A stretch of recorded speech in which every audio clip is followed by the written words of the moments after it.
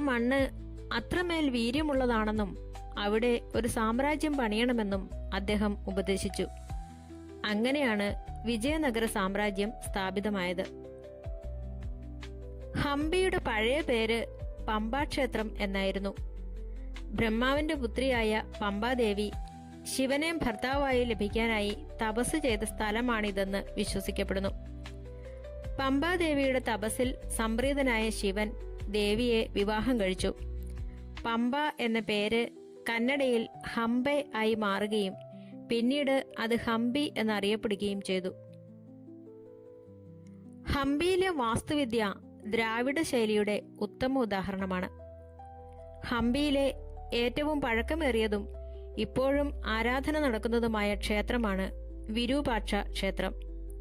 ശിവന്റെ രൂപമായ വിരൂപാക്ഷനാണ് ഇവിടുത്തെ പ്രധാന പ്രതിഷ്ഠ. ഇതിന്റെ ഗോപുരം ഏകദേശം 50 മീറ്റർ ഉയരമുള്ളതാണ്.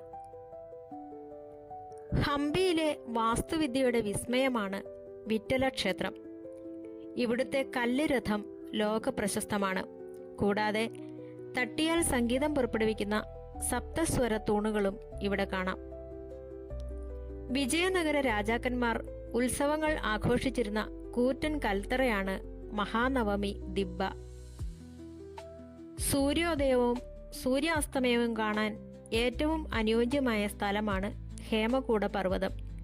നിരവധി ചെറിയ ജൈന ക്ഷേത്രങ്ങളും ശിവക്ഷേത്രങ്ങളും ഇവിടെയുണ്ട്. ഹംപിയിലെ ചരിത്ര സ്മാരകങ്ങളിൽ കാണപ്പെടുന്ന താഴികക്കുടങ്ങൾ വിജയനഗര സാമ്രാജ്യത്തിന്റെ വാസ്തുവിദ്യാ വൈഭവത്തിന്റെ മികച്ച ഉദാഹരണങ്ങളാണ്. ഹിന്ദു ഇസ്ലാമിക് വാസ്തുവിദ്യാ ശൈലികൾ ഒത്തുചേരുന്ന ഇൻഡോ ഇസ്ലാമിക് ശൈലിയിലാണ് ഇവയിൽ പലതും നിർമ്മിച്ചിരിക്കുന്നത്. താമരപ്പൂവിന്റെ